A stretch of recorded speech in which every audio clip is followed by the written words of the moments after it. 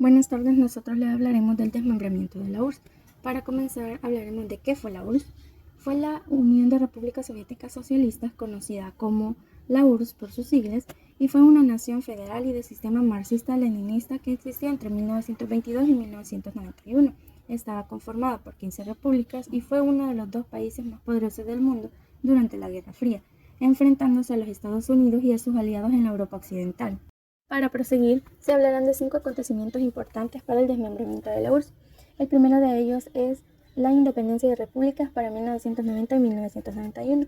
En el año del 91 ya habían repúblicas que habían salido de la URSS proclamando su independencia, como es el caso de Letonia, Georgia, Estonia, Ucrania, Moldavia, Azerbaiyán y Kirguistán. Con respecto al punto número 2, el 8 de diciembre de 1991, los líderes de la República de Bielorrusia y la Federación de Rusia y Ucrania se unieron para firmar el Tratado de Belavella que da lugar a la Comunidad de Estados Independientes. El 21 de diciembre del mismo año, en Alma-Ata, 11 repúblicas exsoviéticas adoptan la Declaración y el Protocolo de Acuerdo de Establecimiento de la Comunidad de Estados Independientes, a excepción de Georgia y las 3 repúblicas bálticas.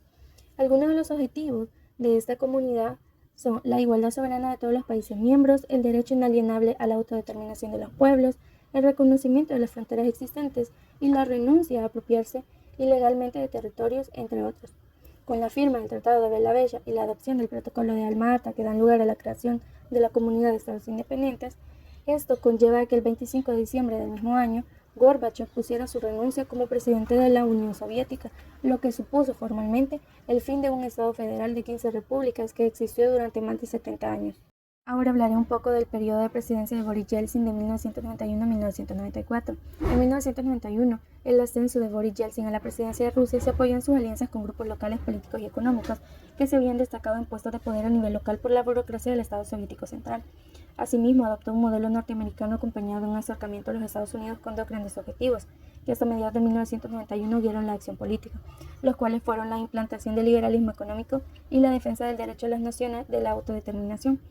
Ejemplo del liberalismo económico fue el plan de Legor Gaidar, quien fue el ministro de Economía partidario de la doctrina de ajuste del Fondo Monetario Internacional y creador de un nuevo plan que descansaba en varios pilares, como por ejemplo la liberalización de precios, la liberalización del comercio exterior y la imposición de una fuerte disciplina monetaria.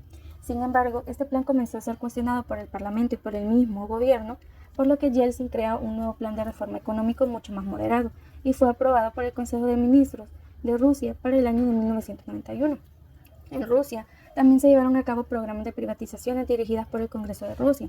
Esta política consistía en colocar la propiedad privada de los bienes más importantes del país bajo el control de diferentes élites políticas.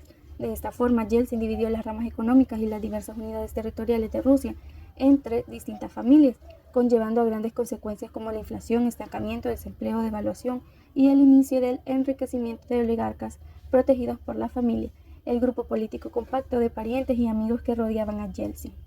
Las debilidades del régimen ruso eran un punto crítico que era percibido por los Estados Unidos y las instituciones financieras internacionales como un gran peligro para la estabilidad internacional. Por eso, la pauta que siguieron fue la de acordar una importante ayuda económica y financiera al gobierno de Yeltsin e incorporarlo dentro de la red de instituciones financieras para facilitar las cosas. Así, desde el 1 de abril de 1992, el G7 anunció un plan de ayuda a Rusia. En mayo, Rusia ingresó al Fondo Monetario Internacional y al Banco Mundial, y en julio de ese mismo año asistió a la cumbre del G7, y el 11 de agosto el Fondo Monetario Internacional le hizo la primera entrega de recursos financieros. Siguiendo con la exposición, a continuación se tocarán acontecimientos importantes que ocurrieron en Rusia entre los años de 1996 a 1999. Kozyrev dimitió del cargo de ministro de Asuntos Exteriores y fue sustituido por Primakov. Este asumió el cargo de ministro de Asuntos Exteriores y en enero de 1996, en el contexto de esta situación que atravesaba Rusia, heredó una agenda de problemas, entre ellos una incapacidad para intervenir decisivamente en la solución de los conflictos yugoslavos y la lógica del ingreso del grupo de Visegrad a la OTAN en un futuro próximo. Estas problemáticas interactuaron entre sí y afectaron a Rusia entre los diferentes caminos que tenía para volver a formar como una potencia a nivel mundial. Primakov hizo y favoreció la vía diplomática para promover la creación de un balance de poder multipolar a nivel internacional que le permitiese a Rusia recuperar esa influencia que tenía en un sistema internacional. Consciente las limitaciones rusas y el negativo legado que había heredado Primakov, estaba decidido a explotar todos los espacios de maniobras posibles con el fin de fortalecer el lugar donde debería estar la Federación Rusa. Entre otros acontecimientos importantes que se dieron a lo largo de estos años, se pueden destacar que en abril de 1996 la Federación Rusa, Bielorrusia, Kazajistán, Kirguistán firmarían acuerdos de integración en Moscú. En estos se acordarían temas de libre mercado, libre comercio, energía, bienes y servicios, transporte y sistemas informáticos entre los países firmantes. En julio de ese mismo año, Yeltsin es reelegido para su segundo mandato presidencial. En diciembre de 1996 también se hizo el primer anuncio oficial del proceso de ampliación en OTAN, y este se iniciaría oficialmente en la reunión de Madrid en julio de 1997. El presidente Clinton anunció un mes antes de esta cumbre que República Checa, Hungría y Polonia ingresarían a la OTAN. Y por si fuera poco, la secretaria de Estado de Clinton prometió que los países bálticos como Lituania, Letonia y Estonia pronto también ellos entrarían a la OTAN. Esto significaría un tema muy importante y riesgoso para Rusia, ya que perdería a países que fueron miembros de la URSS en ese entonces y que estarían en peligro sus fronteras y su zona de influencia. Al final esto siempre se daría, y el 16 de enero de 1998 se firmó una carta entre el parlamentario de Estados Unidos y los países bálticos. Esto fue con el objetivo de apoyar el ingreso de estos a la OTAN. 2 semanas después de la cumbre de Madrid, en el que algunos países en los que tenía injerencia la URSS y algunos que fueron parte de esta llegaron oficialmente a ingresar a la OTAN, se otorgó una concesión económica a Rusia al invitarla oficialmente a incorporarse al grupo G7. Esto con el fin de aliviar el malestar que le quedó a Rusia a la ampliación de la Alianza Atlántica. Oficialmente, esta reunión del Grupo de Denver en julio de 1997, el representante de Rusia fue Yeltsin. El ingreso oficial de Rusia sería en mayo de 1998, cuando el grupo pasó a denominarse G8. Todas estas modestas concesiones hechas a Rusia en el acta y que muy pronto serían arrumbadas fueron el precio para que Rusia le diera el visto bueno a la ampliación de la OTAN. Para el nuevo Primakov era indispensable también devolverle a Rusia su papel como el puente de Europa y Asia, o como también se le conocía Euroasia. La idea era de sustituir esa pasividad diplomática que había quedado tras el derrumbamiento de la URSS y así generar un espacio internacional multipolar que encabezaría al bipolarismo y derrumbaba al unipolarismo estadounidense. Durante los años de 1997 y 1998, siguió los procedimientos de adhesión al Foro de Cooperación Económica Asia-Pacífico. Este era un grupo económico regional fundado en 1989 con el fin de contrarrestar la influencia de Japón y Estados Unidos en la zona del Pacífico.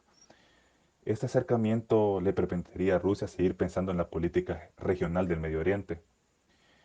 Como otro punto importante, el 31 de diciembre de 1999, Yeltsin presentó la renuncia a su cargo como presidente de la Federación Rusa y su sucesor fue el primer ministro Vladimir Putin, quien luego de realizarse las elecciones de marzo del 2000 fue investido como presidente el 7 de mayo del 2000. Ahora se hablará un poco de la Comunidad Económica Euroasiática OCEA, la cual fue creada en el año 2000 y cuenta con participantes como Rusia, Bielorrusia, Kazajstán, Kirguistán, Tayikistán y Uzbekistán, con Moldavia, Armenia y Ucrania como observadores. El objetivo de esta comunidad era la expansión de la integración económica de la región, y la importancia de esta comunidad para la presente temática pues radica en que esta representó la principal iniciativa de integración económica, donde Rusia pretendía extender su influencia para apoderarse de un lugar como referente económico regional y por ende un posible escudo contra injerencias extranjeras. Con la llegada de Putin al poder en el año 2000, se considera que Rusia ha gozado de una creciente estabilidad política y económica, la cual necesitaba para alcanzar sus pretensiones de extender su esfera de influencia en el área exsoviética. Para alcanzar dichos objetivos en las últimas décadas, se ha basado en una política de democracia soberana, donde cumple los mínimos democráticos como elecciones, libre expresión, libre mercado, etcétera, ¿verdad? Pero restringe la mayoría de aspectos institucionales, los cuales están siempre bajo un sistema de control autoritario. Por otra parte, desde la llegada de Vladimir Putin, la política exterior y de seguridad internacional de Moscú pasó por una serie de etapas marcadas por el progresivo alejamiento de Occidente y la recuperación de la centralidad geopolítica en el espacio euroasiático. De manera simultánea, la mayor distancia con respecto a Estados Unidos y sus socios europeos reportó una modificación en la percepción de amenazas por el nodo ejecutivo, al trasladar las preocupaciones desde una plataforma de amenazas comunes hacia la identificación de las políticas de expansión de la Unión Europea y la OTAN como una amenaza a su existencia. Finalmente, es necesario hablar de la OTAN, la cual es figura de la principal oposición a las pretensiones de Rusia, y es que su creciente influencia sobre la región después de la Guerra Fría, como por ejemplo con la inclusión de Lituania, Letonia y Estonia, y el temor de la inclusión de Ucrania a la organización, han creado un proceso de aceleración en los planes rusos por hacerse de una esfera regional propia para la defensa de sus intereses nacionales como internacionales. Continuando con la exposición, se hablará sobre el conflicto actual entre Ucrania y Rusia. Este tiene su origen en el año 2013, con el presidente ucraniano prorruso Viktor Yanukovych, ante el anuncio de no firmar el acuerdo de asociación con la Unión Europea, un acto que estaba previsto para el 29 de noviembre, ya que el gobierno ucraniano anunció que reanudaría el diálogo con Rusia sobre la incorporación de Ucrania en la Unión Aduanera Euroasiática. Como consecuencia, se dan una serie de manifestaciones por parte de la población ucraniana para expresarse en contra de la decisión del gobierno, después de aplazar un acuerdo sobre la asociación y libre comercio con la Unión Europea en la plaza de Maidan en Kiev. El presidente Yanukovych buscó un diálogo con los líderes opositores para frenar las manifestaciones que cada vez se intensificaban. Pero ante la brutal represión y la indignidad popular, el 22 de febrero del mismo año, Yanukovych huye de Kiev y nombra al día siguiente un presidente interino, en la espera de nuevas elecciones en mayo, declarando ilegítimo el nuevo gobierno ucraniano.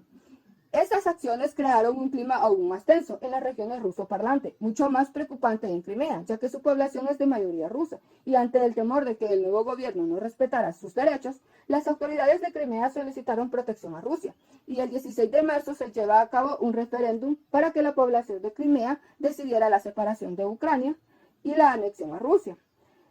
El 95.5% de los votantes apoyaron la adición de Crimea a Rusia. Posteriormente, el 18 de marzo, el Parlamento ruso ratifica el acuerdo por el que Crimea se incorpora a su territorio, alegando que la península siempre ha sido parte de Rusia. El levantamiento de los separatistas en Donetsk y Lugansk. Ante los acontecimientos sucedidos en la península de Crimea, se inicia el nacimiento de grupos separatistas prorrusos en la región del Donbass, en el este de Ucrania. Los grupos armados toman parte de las regiones de Donetsk y Lugansk, en la frontera con Rusia, por lo que el gobierno ucraniano lanza una operación militar de respuesta, y Rusia apoya a los separatistas en la guerra que continúa hasta el día de hoy, causando la muerte de más de 14.000 soldados y civiles. El 12 de mayo de ese mismo año se lleva a cabo la celebración de referendos en Lugansk y Donetsk, declarándose repúblicas independientes de Ucrania y pidiendo integrarse a Rusia. El 25 de mayo del 2014, el destacado empresario Petro Poroshenko gana las elecciones presidenciales en Ucrania, con una mayoría absoluta en la primera vuelta de los comicios. Ante el avance del conflicto, Poroshenko precipitó las negociaciones diplomáticas por medio de la creación del Grupo de Contacto Trilateral, integrado por Ucrania, Rusia y la OSCE. Lo que se buscaba con este plan era el fin de los combates y una descentralización que asegurara el autogobierno y las elecciones en las provincias del Donbass. La propuesta contaba con el beneplácito de Moscú, aunque condicionaban su respaldo a la presencia de los rebeldes prorrusos en las conversaciones. Posteriormente se dan los acuerdos de Minsk entre el 11 y 12 de febrero del 2015, con la intención de poner fin al conflicto en las regiones del este. Fue firmado por Rusia, Ucrania y las autoproclamadas repúblicas populares de Donetsk y Lugansk, bajo los auspicios de la Organización para la Seguridad y la Cooperación en Europa. Sin embargo, al día de hoy, el intercambio de los ataques continúa.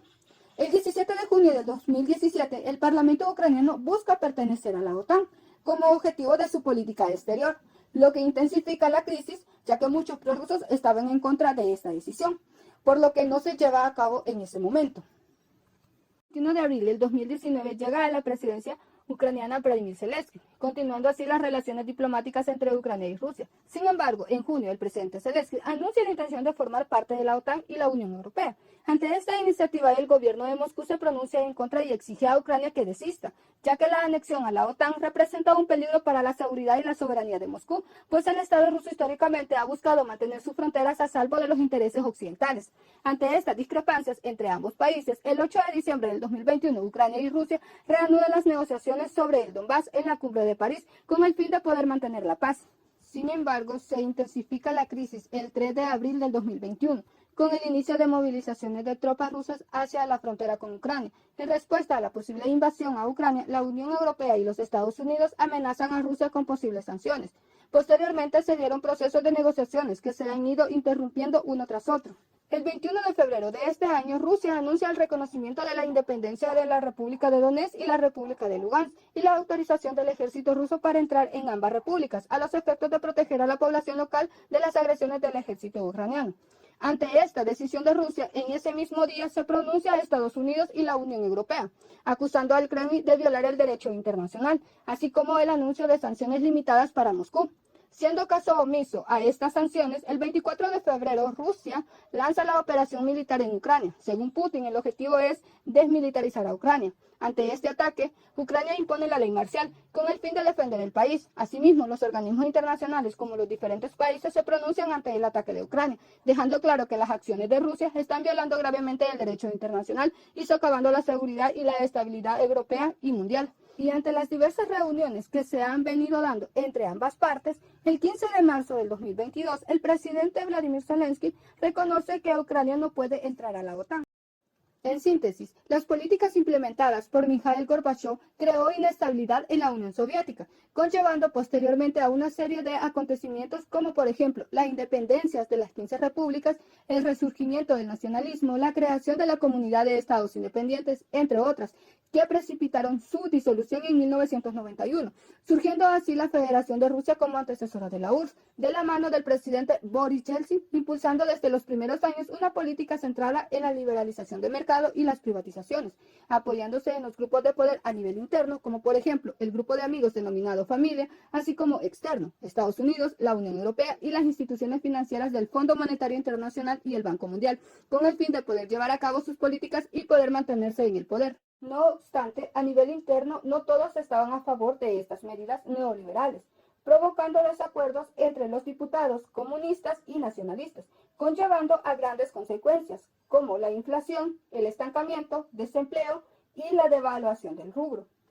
En cuanto a su política exterior, en ese momento no era tan fuerte en el contexto internacional. En primer lugar, por el acercamiento de Yeltsin hacia Occidente, y en segundo lugar, por la crisis que estaba pasando Rusia en ese momento.